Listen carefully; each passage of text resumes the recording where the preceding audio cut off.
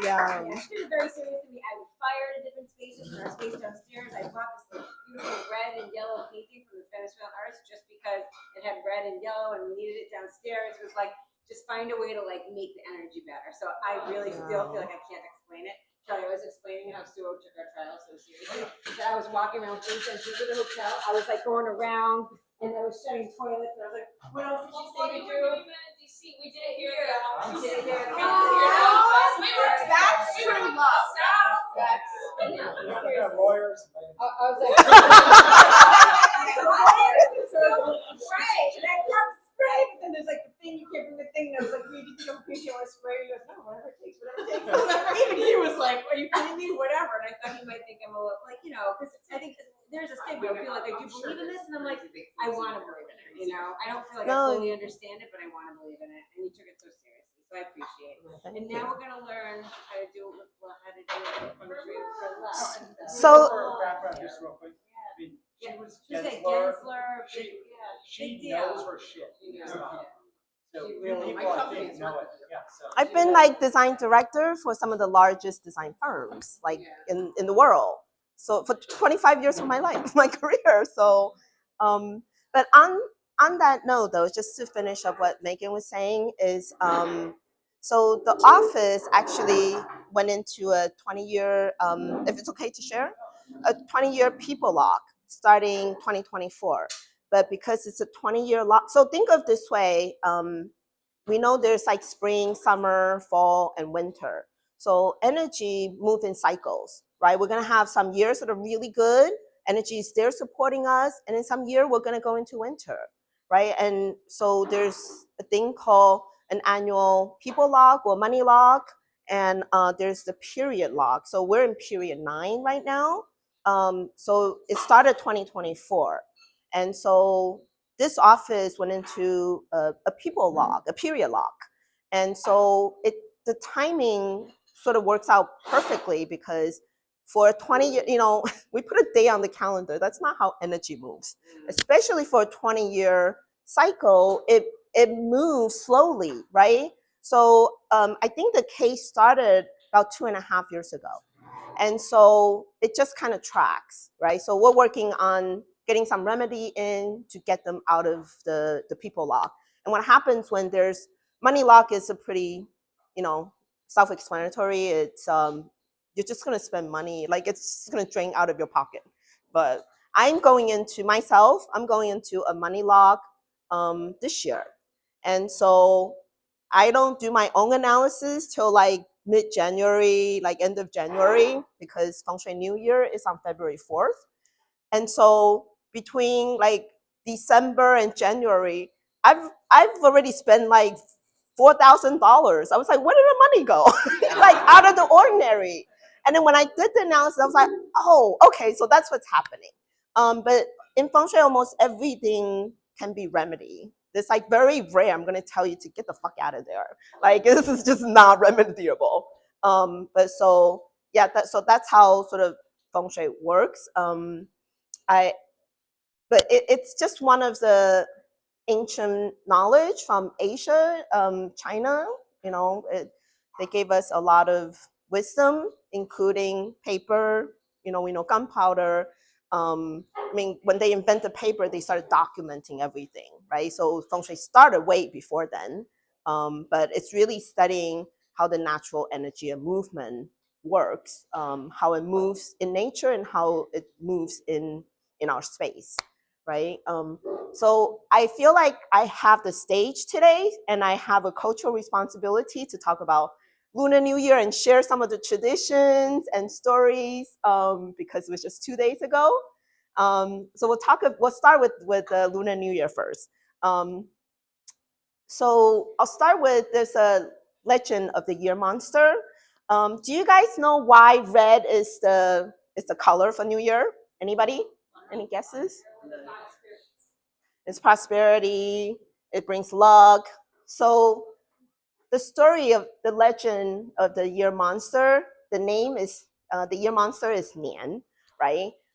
So the story goes that he comes out once a year on New Year's Eve and terrorizes the village. He devours everything in his path. So that could be crops, that could be livestock, could be people. And so everybody gathers home. They stay in to have a family dinner, family celebration.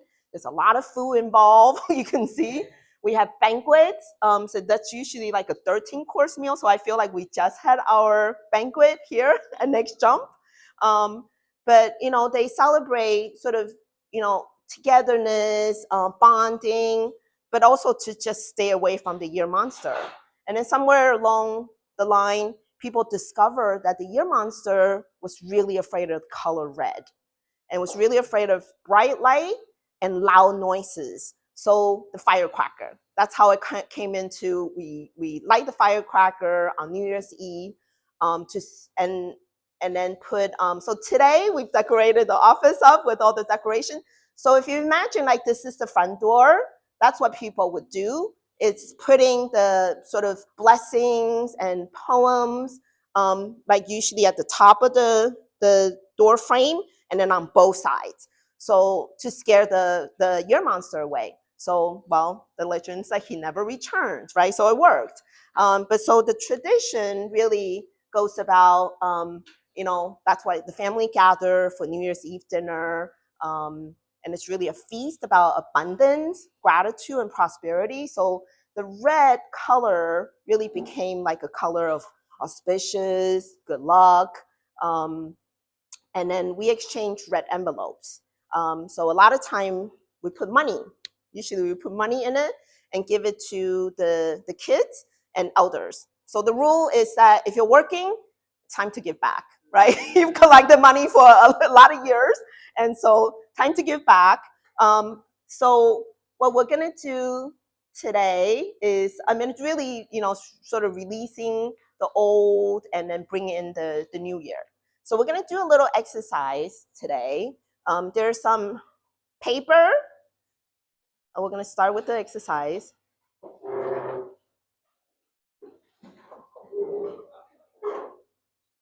Oh, you know what? I started to jump ahead of myself. Hold on one second. We can start with that. But so like I said, red represents protection, vitality, celebration. And it's really the color of auspicious. And then Feng Shui, the color red is in the fire element. I'm going to talk a little bit more about the elements. And the elements represents the energy, right? How the energy are moving. So it's about the energy of transformation and activation. And it's also about passion, right?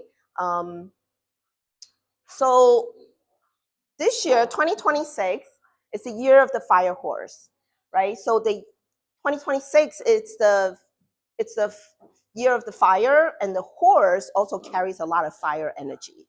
Like think of all those movement, right? So this year's energy is going to be a lot of freedom, a lot of momentum, and really this like unstoppable force, right? So get ready, guys. It's going to be a lot of action, right? So yeah, so the fire is going to amplify really bold actions, right? Clarity. So last year was the year of wood snake.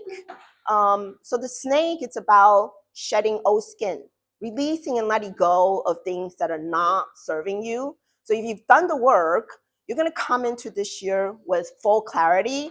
You know where you're going, right? And it's having that courage to go, right? Take the action.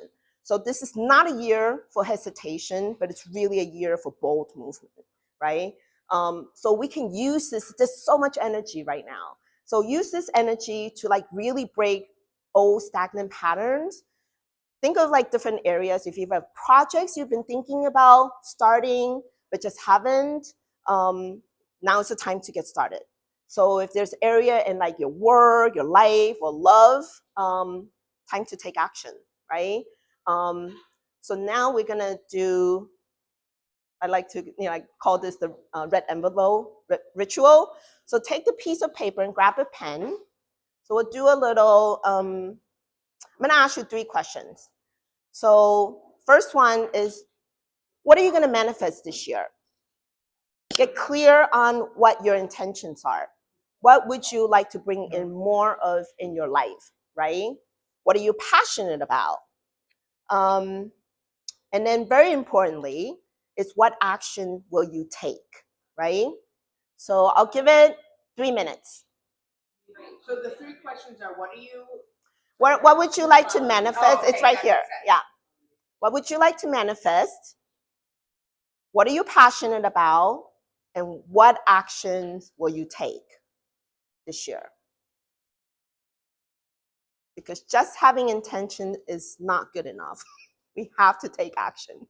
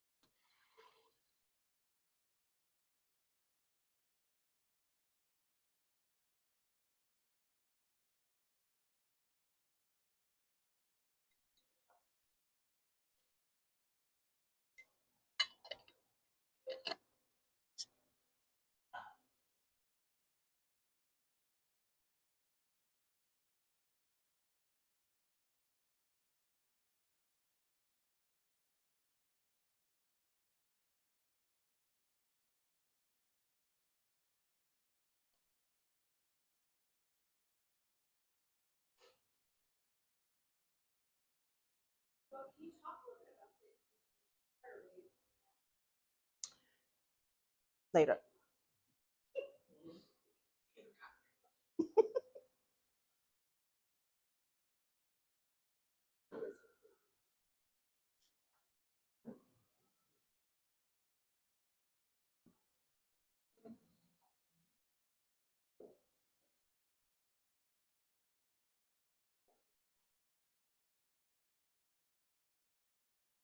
Yeah, there's more paper if you like to write more.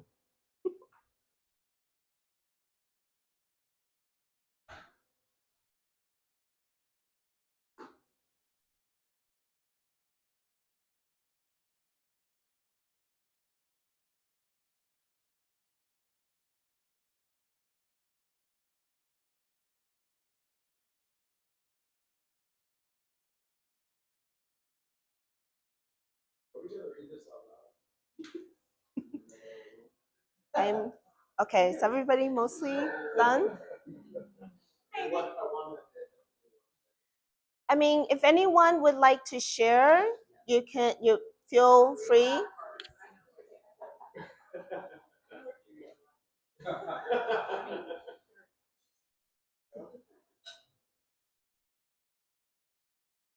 Would anyone like to share?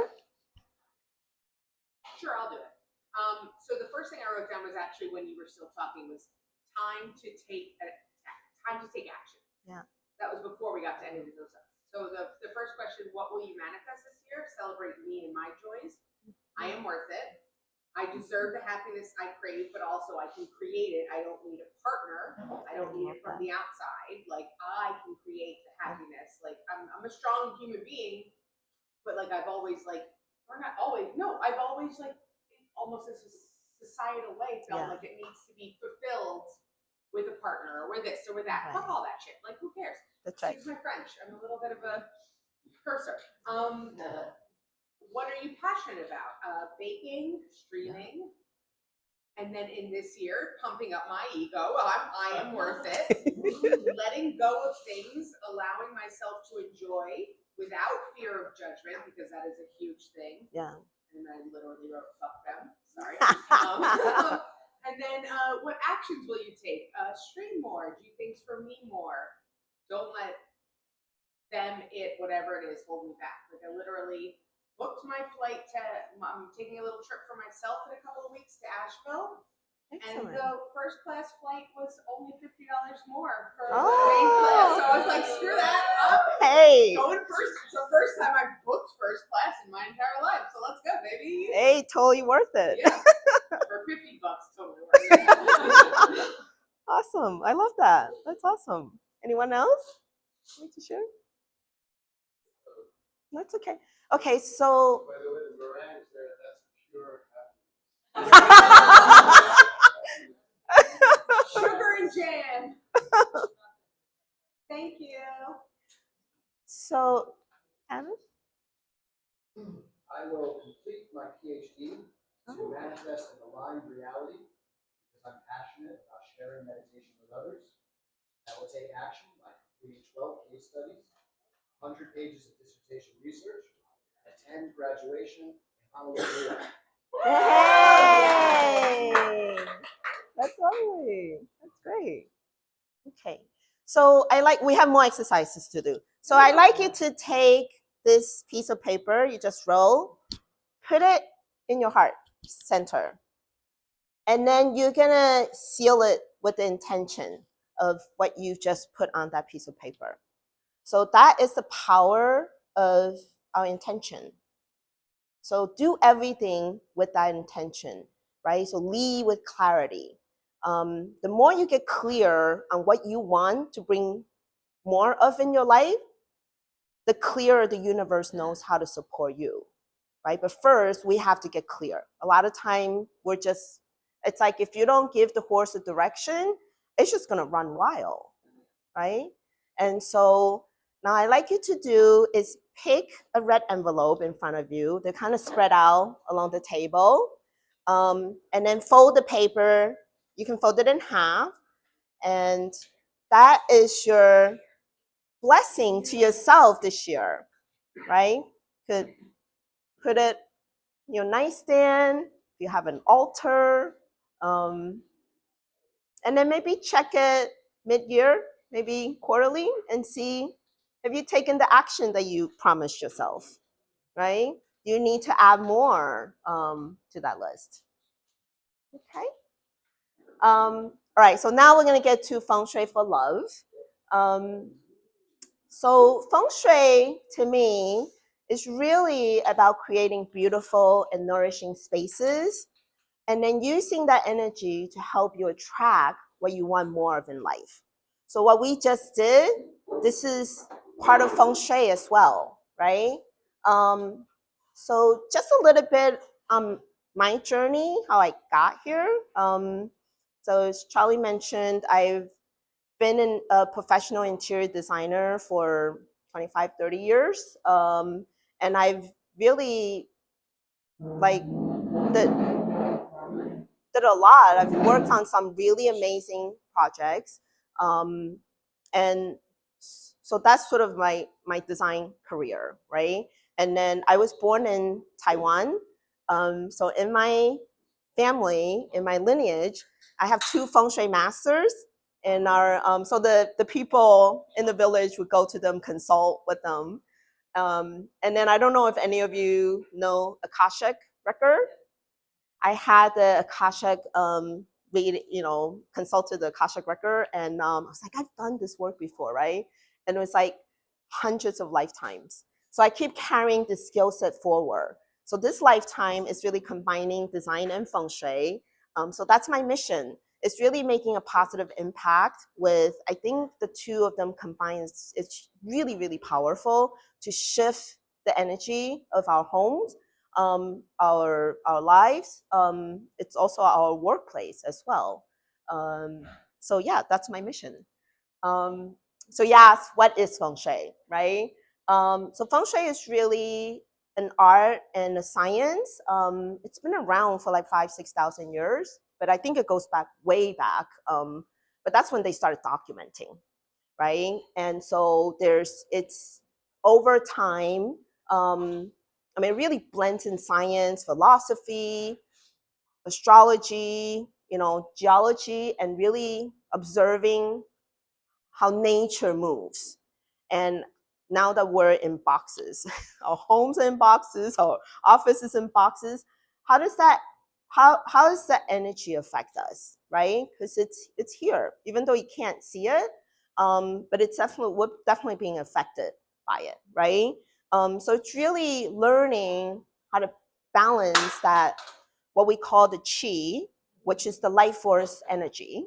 And it's really aligning the environment, our built environment, with the people that are using the space, right? So that we can have it help us, what we want more of in life, which is mostly prosperity, abundance, love, relationship. We're gonna focus on relationship today. But think of, it's scientifically proven. Everything is made of energy, right? So even though we can't see it, like our thoughts, our emotions, we can't see them, but we feel them. They're also energy, right? Like everything, when we break down to like subatomic level, of this body, this table, this chair, everything is all just energy vibrating, right? So your home or your space is not passive, right? It responds to you. So what we're doing, this is a small like intention, but when you walk into your home and your intention is like, oh my God, I love my home, that's the energy that responds back to you, right? I do this every night before I go to sleep. I stand in the middle of my home. It's small, it's like 500 square feet, but I give gratitude to my home for supporting all my daily activities. I work from home, I entertain at home, sleep, everything. So your home and understanding the energy of your home can really either support you or block you on really how to give and receive love. We're talking about love today, abundance, and like just what you want to manifest in your life. It's really that powerful. So I like to start first with inner feng shui. So right here, right, the secret of love is self-love, in the ultimate sense, right? So we start with this body first. So the body contains our thoughts, our minds, our emotions. This is what I call inner feng shui. We sort of regulate this first, and then everything else is going to ripple out from this place. Once we come to a place of center, balance. So you want to really fill your own cup so it overflows, so you have more to give. When your cup is empty, you have nothing to give, really, right? So there's we can cultivate this, right? And I love what you said, Laura, about like, really this cultivating like self-love, right? Hey, Jill, hit it. Does he know?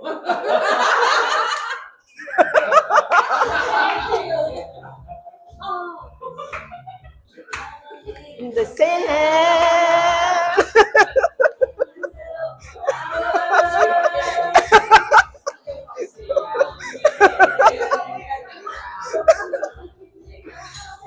Sing.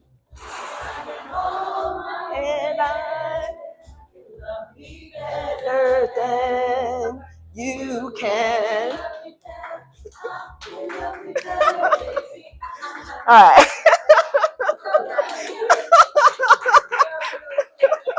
We coordinated.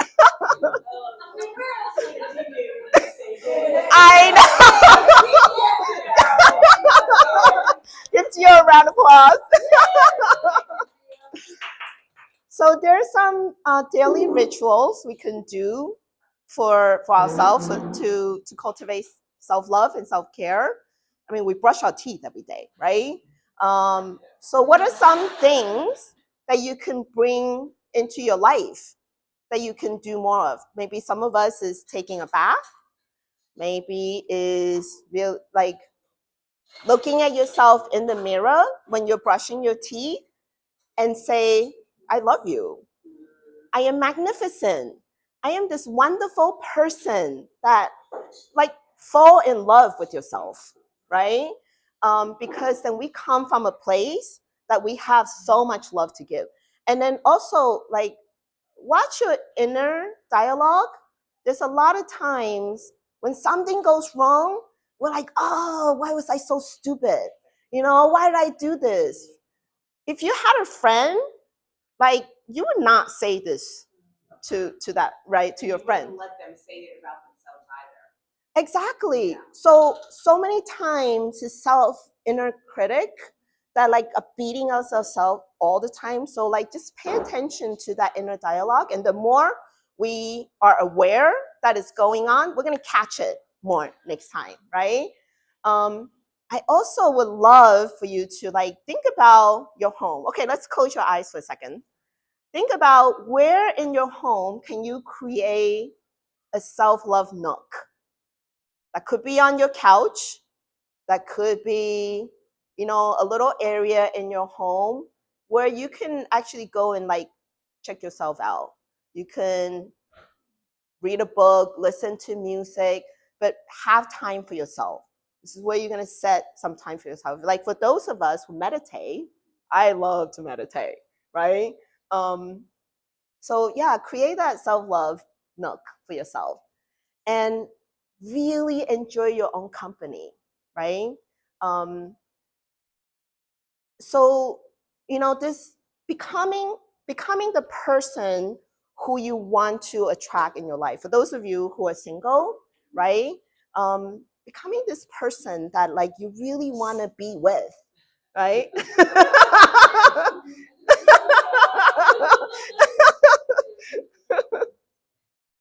So love and gratitude are amongst the highest vibrations of all the vibrations, right? And we can cultivate this with daily practice. So actually, Laura, can you, there's little books behind you? Yeah, please. So we're gonna pass around. You're gonna start. No, we took them. Yeah, everybody should get a book. Yeah.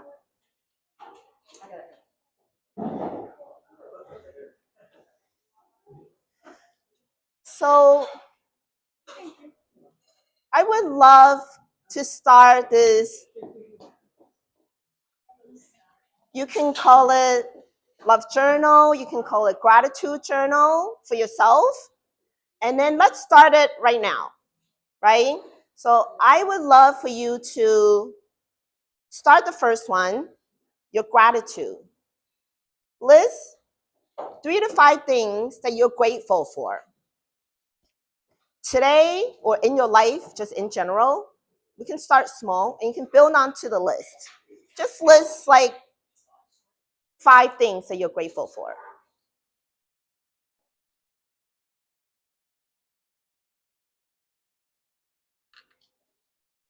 Are any of the other Jews in the room starting on this page?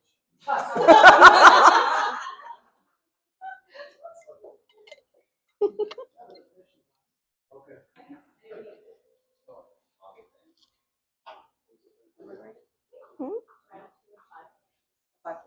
5 things what you are grateful for today in life, you know. We're gonna start small. You're gonna add on to it every day. It's a daily practice.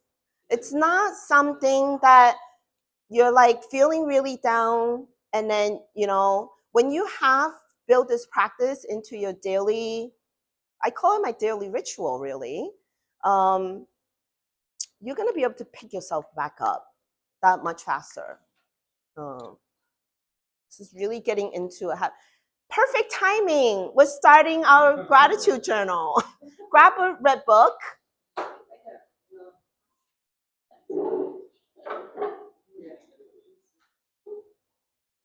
And then we're listing 5 things that you're grateful for.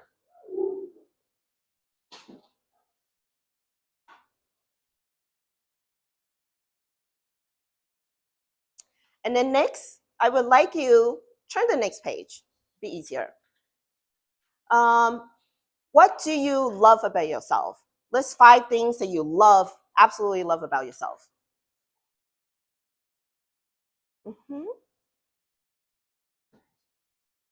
Remember, this is a practice.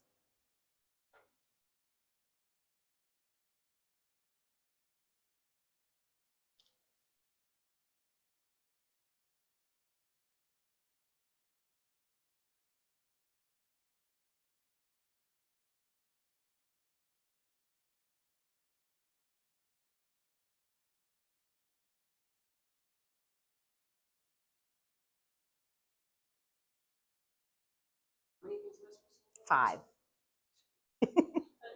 You could do 3 if you want. I say 5.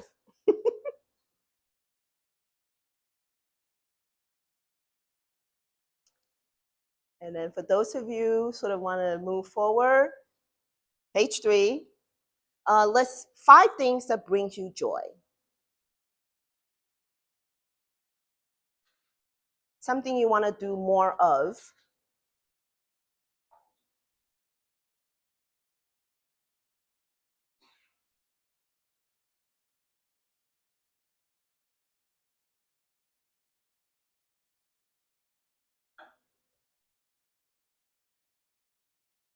What brings you joy?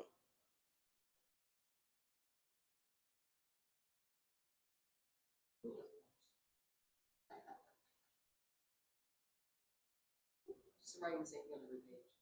I'm grateful for.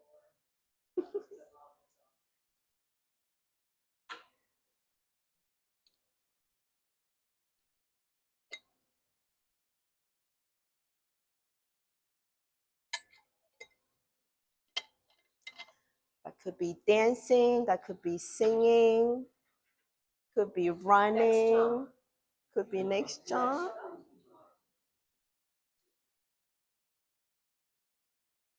So in next jump's term, what we're doing here right now, it's better me plus better you equal better us.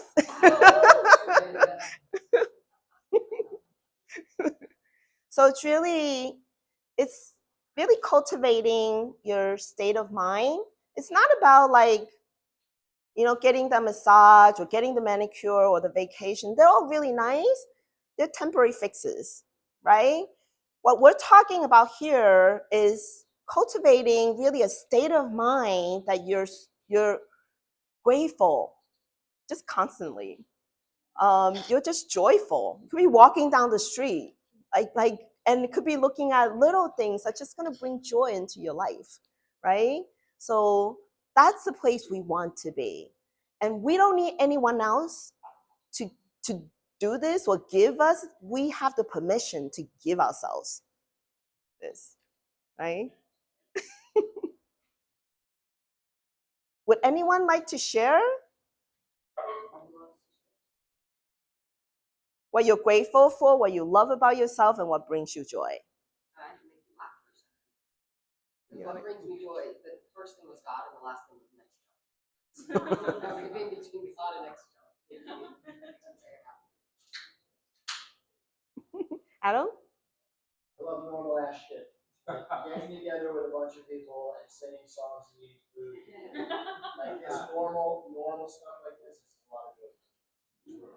And it's really building this into your everyday experiences, because we don't need that big like moment, of like, wow, we were talking about the yachts and the jets and but it's really cultivating this into your everyday. Charlie. So, random song intro. Fun to be that long with. One of our law firms, when they did a motion against a really bad guy.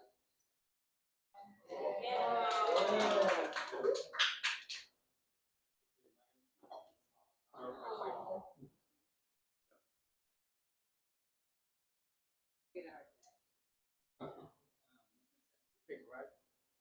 The Boston office. Doing a lot of shit with auditors in the UK and stuff. And I appreciate Runa's presentation.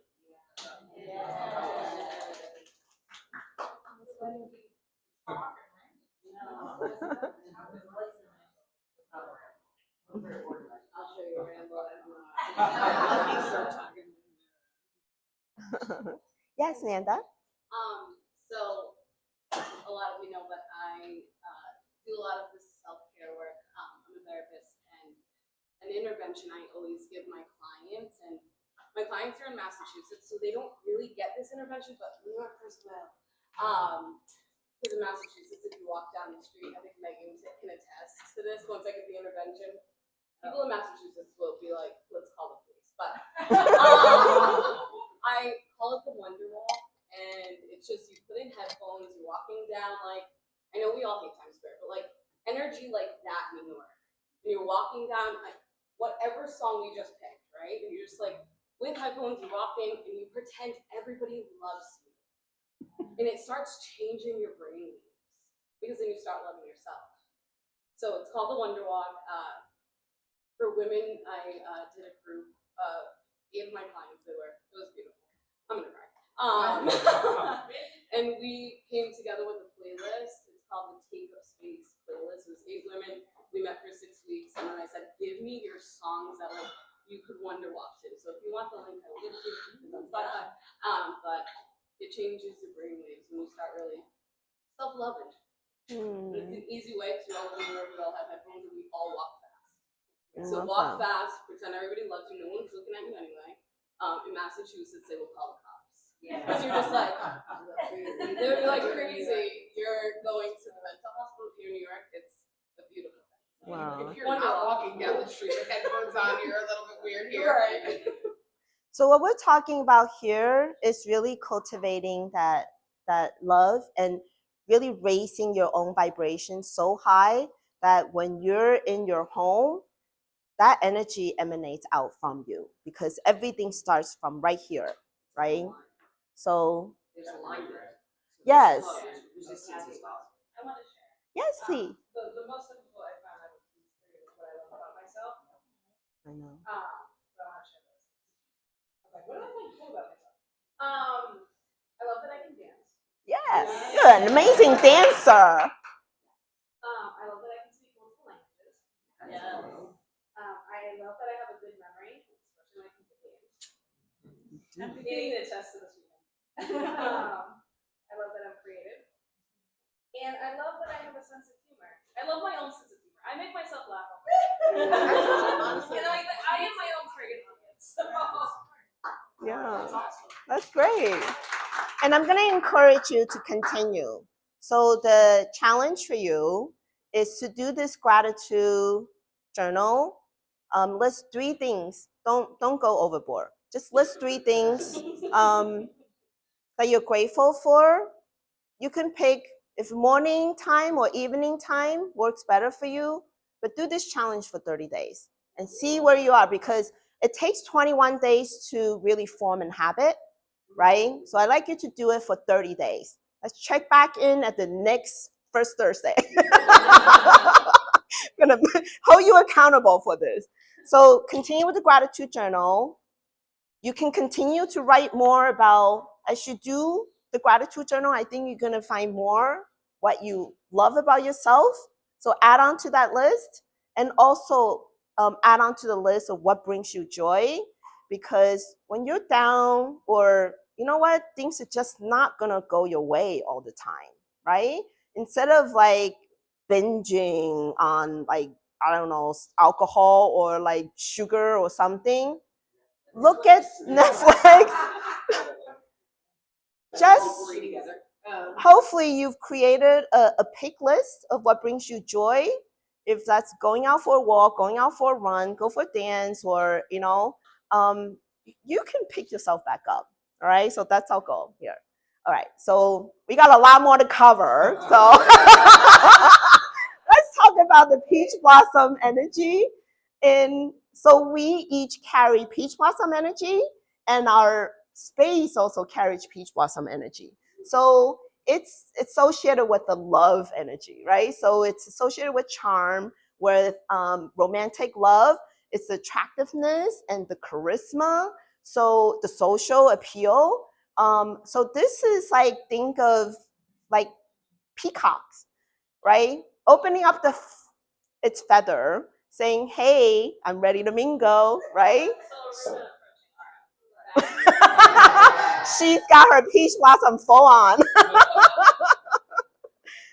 So this works really well for single that are looking to attract a partner, or even in a partnership, an existing relationship, it can rekindle romance. Just be careful when we activate too much peach blossom. It can like cause a lot of distraction because you're gonna get a lot of attention, and just a lot of complication could come along with that. So we'll talk a little bit more how we can activate this peach blossom energy. No, so usually like the home has peach blossom. So if when it shows up, it's the annual energy that moves around. So yeah. So in your home, there is a love corner. So it's the southwest area of your home. So think of if you're in Manhattan, it's easy. So if your apartment faces south, it's really faces southwest because Manhattan is on an 11-degree tilt, and that changes the direction of because it's Sorry, we just realized the southwest area of our home is where our roommate is, and she got married last year. it ain't gonna lie. Please hold on, looking like.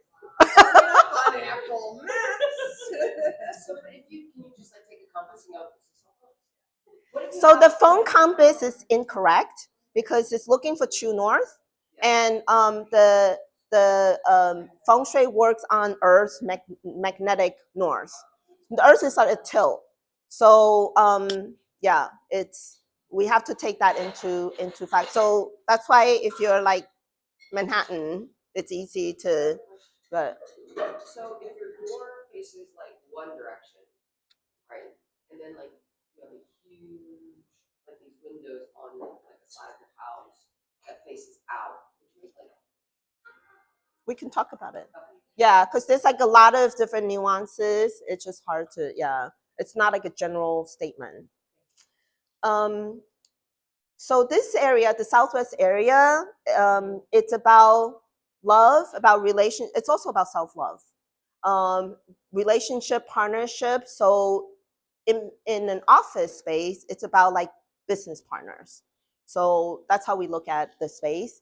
So what we could do is set up a love altar, and you can bring in so an altar, it could be just 2 or 3 things.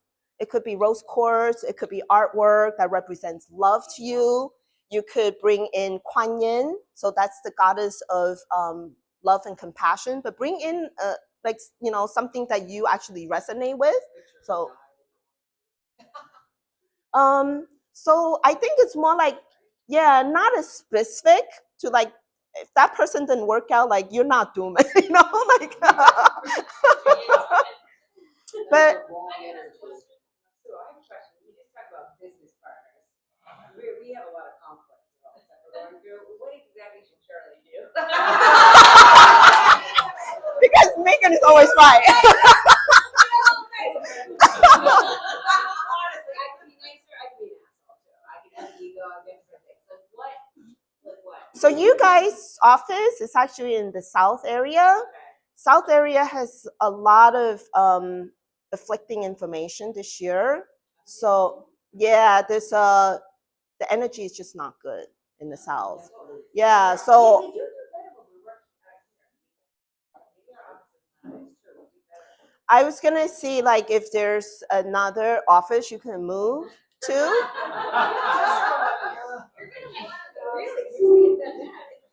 That sounds, yeah. Declutter.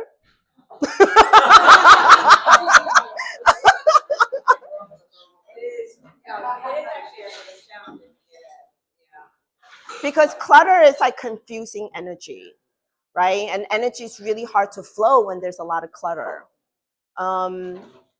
So yeah, we can talk more. Yeah. Yeah, well, that's why we love working here. There's no clutter.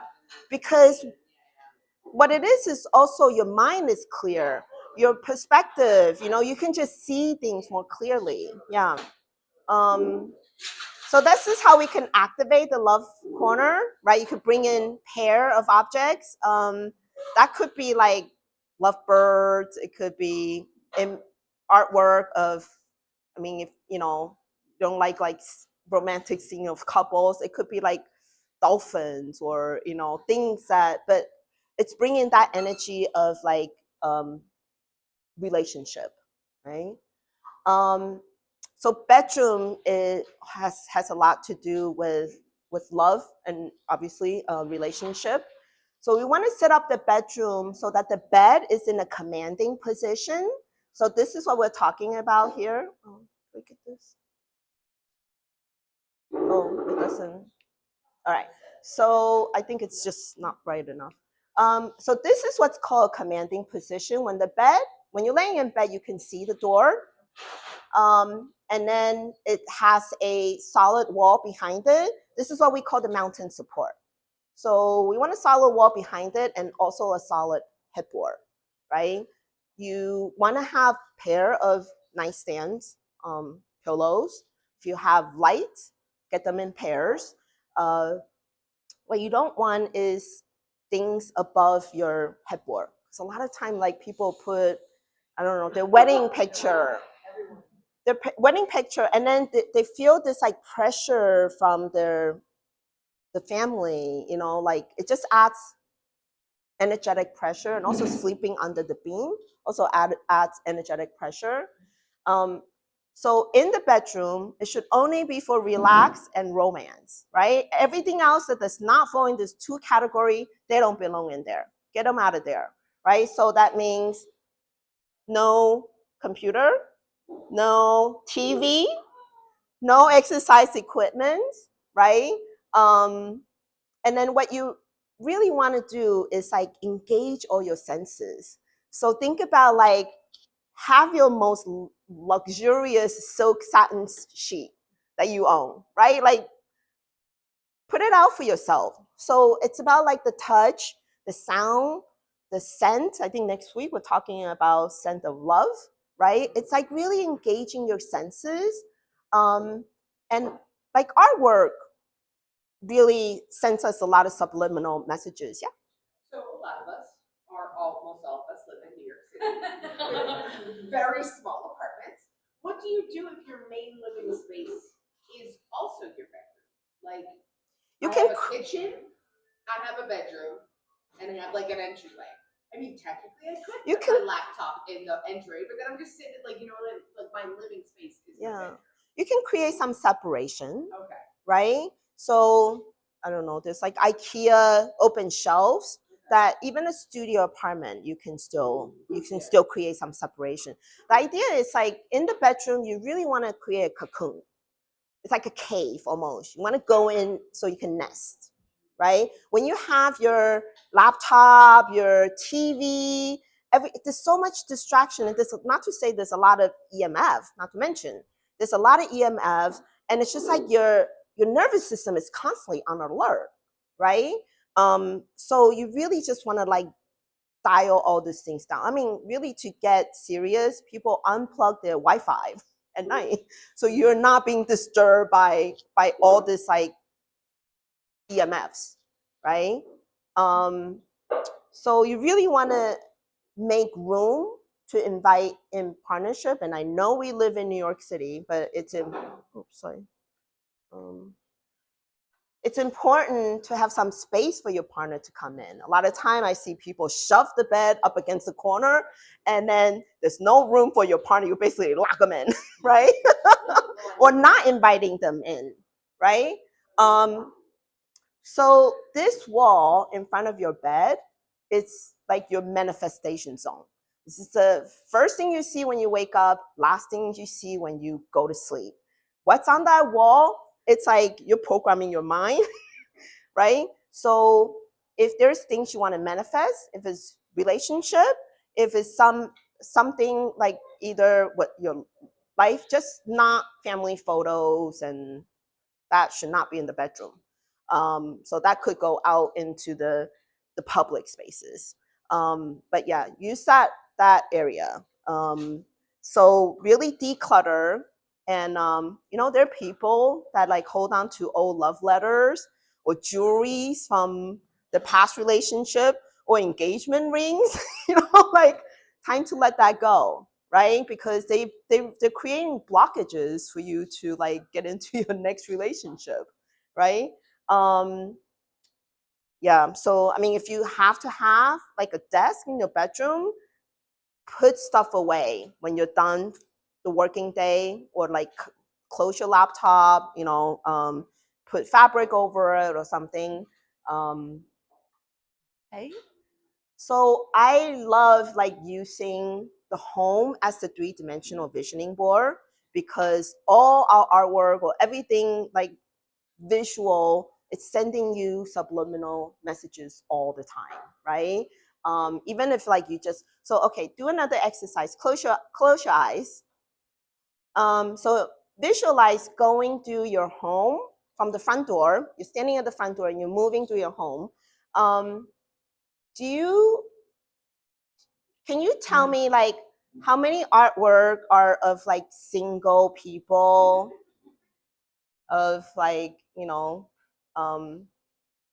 because that's really enforcing you being single.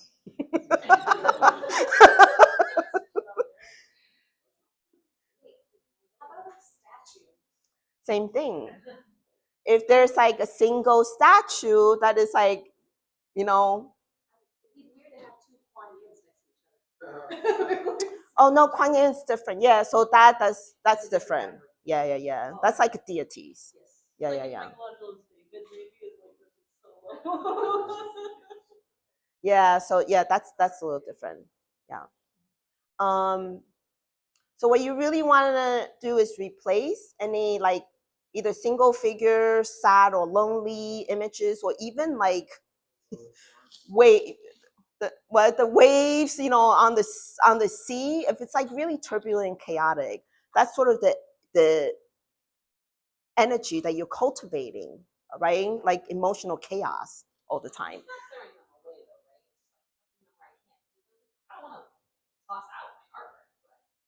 Get new artwork. Keep the frame. Keep the frame and get new artwork. Just tuck it away. Is it enough to just tuck it away? Yeah.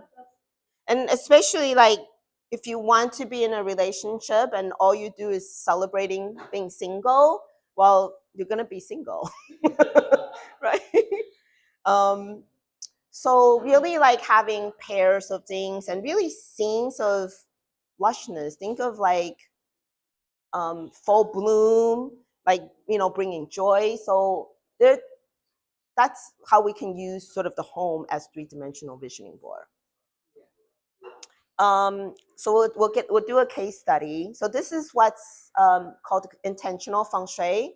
So remember we talked about the Southwest being the love and romance area.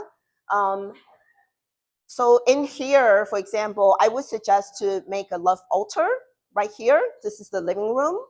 And then on the bedroom side, use that wall to bring in some images of love, so, in this case, there's two walls that we can work with. And then for family photos, that could go into the East area, which is about family, community, and soul family. So this is like bringing. You said that New York North was different from Magnetic North, or Compass North was different? So in general, like true north is not it's different from the feng shui because feng shui work. Like feng shui north, how would do we like look at New York City grid system north, or is it? Yeah, so New York grid is easy to because it's in a grid, right? So when it says real estate south, it's really southwest. So this would be facing south. So this would be the southwest. When when it's off the grid, then we got to look at the There's an app. There's an app for that. Is the compass like the compass app? Yeah, because it could be off by 15 degrees. And yeah, so the best thing is actually get a camping compass because it works off of the magnetic, right? And then just be careful when you're reading the directions, you're not wearing any like metal or things because that could throw the reading off. Or if where you're reading, if it has a lot of like metal elements, that could throw it off, right? So if you want to go deeper to the next level, and this you're gonna need like professional help to do this. Because this is what's considered the classical feng shui, and this is analyzing the specific energy blueprint that is in a home. So how the energy is captured in a home based on time and in space. So the year that the building is built and the direction it faces. So gives us how the energy was captured when the home was built. And then there are permanent energies, and then there's annual energy that moves around every year. So this is called the flying star system. It's really complicated. There's a lot of calculations. There's a lot of analysis. And then this is, it's 9 stars, or also we're in period 9 right now. So we're in the fire. So like fire period on top of fire year on top of horse. So just a lot of energy. So what we do is I look at the energy, the interaction between the permanent energy that we capture in the home and the annual energy that comes in that changes every year, to really see how. So for example, we're talking about the peach blossom. So 1-4, it's female peach blossom. So right here, I can see, and this has a lot of peach blossom. So we're gonna activate that area with elements. So for example, we use moving water to activate, because to activate the peach blossom, it's like a 24/7 moving water. And in some area are gonna need metal, because it's bad earth. So we use metal to weaken the bad earth. So this is Like every year you have to change. correct. We move around, yeah. So they don't, some years, some remedy might stay around for a couple of years, and then there might be permanent energy that just need metal there all the time. But some years they will get changed around. So this is the 5 elements. So this is the basis for all of sort of the Chinese metaphysics. Acupuncture, it's the Chinese traditional medicine, TCM. So meridian system, like Tai Chi, Qigong, Kung Fu, everything, it's based off of the 5 elements. And it's really, they just come up with the symbols that represent the energy that they represent, right? So for example, fire represents the energy of transformation and activation and passion, right? Earth is about stability and grounding, and metal is about focus and clarity. Water is about movement and flow. It also has to do with finances. And then wood is about energy of growth and expansion. And so all the elements, God bless, they feed each other. So there's a productive cycle. And then going in reverse, it's a weakening cycle. So the weakens, so for example, water is gonna rust water's gonna rust the metal, right? And then there's also a destructive cycle. So fire is gonna melt the metal, metal's gonna chop the wood, and wood's gonna deplete the earth, and earth dams the water, water puts out the fire. So they're controlling each other. So it's really knowing how to balance out the energy in our homes this way. So then I'll suggest like recommended remedies to work with the energy in our space. And then there's a very specific peach blossom formula that is based on your birthday, right? So for example,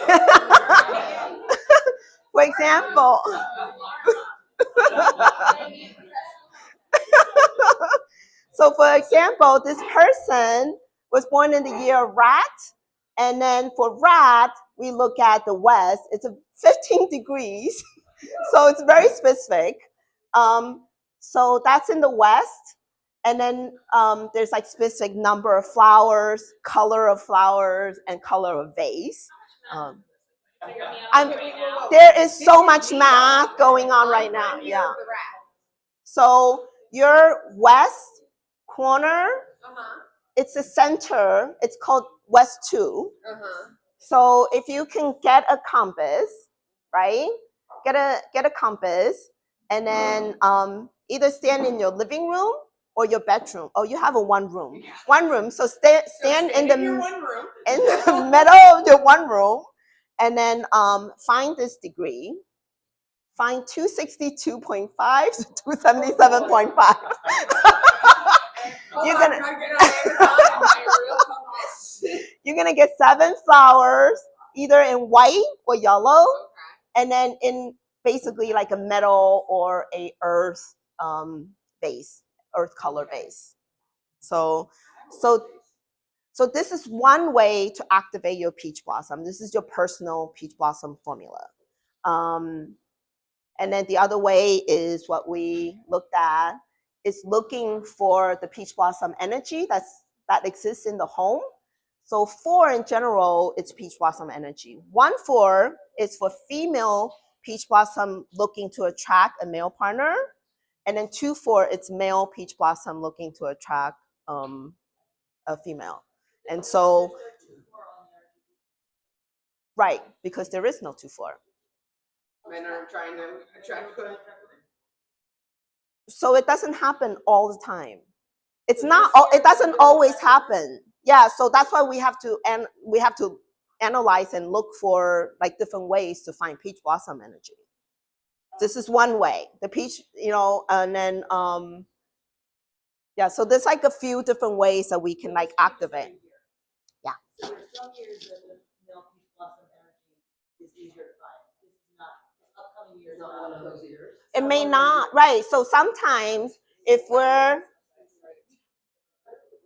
like, for example, if there's a permanent 2, and then this becomes a 4, then there's male peach blossom at the front door.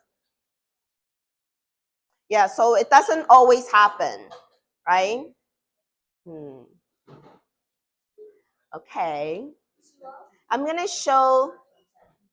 Have you experienced, because you've been in this in a long, like doing this for a very long time, has there been a year where there's just no peach blossom at all for a girl or a guy? Yeah, it's normal. That's normal. Yeah, it's not always in your home. Yeah. So you have to find it outside of the home. It's not that it doesn't exist for the year. So there's. I will say Feng Shui, it's very, we look at a lot of different layers. This is just one way of finding peach blossom. It's not the only way, right?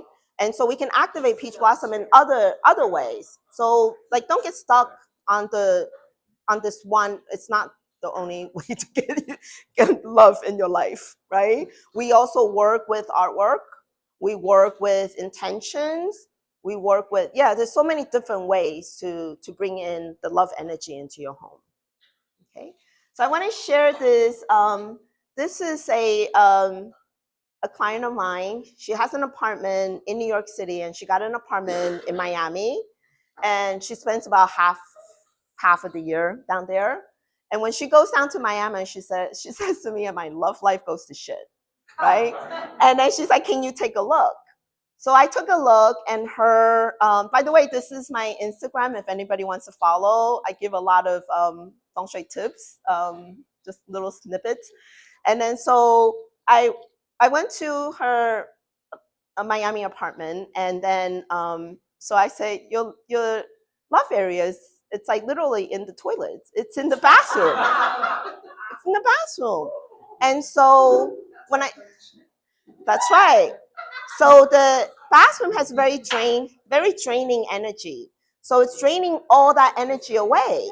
And so what I did, I came back, and then we basically did a virtual consult. I said, we gotta like bring in some dusty rose into the bathroom, because when she got the place, it was from like a bachelor, and everything was like really harsh, gray. Everything's like very masculine, and so so she got like 4 different colors of like dusty rose. She painted a different areas with different lighting, and then we sort of did like virtual console. I was like, okay, do this one color. So I'll just play this one.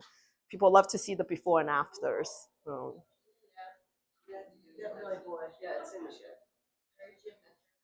Yeah, it's just like, so Yeah, so that was the one we picked. Because with the painting, you got to look at a different lighting. So she painted like 3 different spots, even though the bathroom's small. Oh, there's no sound. You can see it. So we went shopping and got some peonies and got some grounding, bring some rose quartz in. Of course it's bitter. City of love. No, it's 2. Oh, what? Yeah, it's all couples, like different couples. So she's in a relationship now. From Miami or from New York? From New York. Yeah. Okay, so I'm gonna leave you with this. We can design our life with intention, right? So we talked a lot about cultivating gratitude, writing the 3 things down, and I'd like you to do this daily, every day, right? Because it's not, if you miss a day here or there, it's okay. But find a time that works for you. It's the first thing when you wake up in the morning, or is it the last thing you do before you go to sleep? But make it a regular practice. Remember that, because that's how we cultivate more of this into our lives, right? And then you can also write love notes or love poems to yourself, to your loved ones, right? I wrote some love poem I can share with you. And really, it's like create a list of what brings you joy and just do more of it. As simple as that.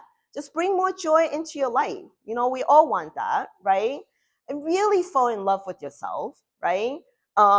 So the home is a reflection of who we are on the inside, right? It's a larger container of like this physical body. So it contains like all our thoughts, our emotions, and you know, when I go to people's home, like if there's clutter in certain area, that means the energy is like not flowing, right? So yeah, because we can align with like the energy and the environment of our with our hearts, and then yeah, it'll flow more effortlessly. Thank you. Anybody have any questions?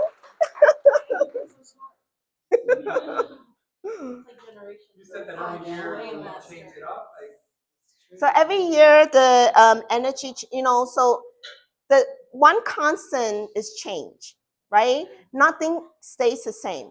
So the feng shui system is, it changes. Feng shui New Year is February 4th. And so I actually block out that day to change the remedy to feng shui my own apartment. But really energy like changes slowly. I start to see shifts, and like the energy starts to shift by like mid-December, end of December, definitely January. Like it's like we have to mark one day in the calendar, but that's not the way how energy moves, right? And so yeah, I always start seeing the shift start to happen like in mid to end of December. Yeah. But so feng shui is a journey, right? Because it's like everything you have to keep up. It's giving you good energy. Think of it this way: it's got to go both ways, right? You can't expect it to do all this like prosperity, abundance, love for you, and you give nothing back. Like as simple as that. It's the energy you're putting out into your home, right? Yeah.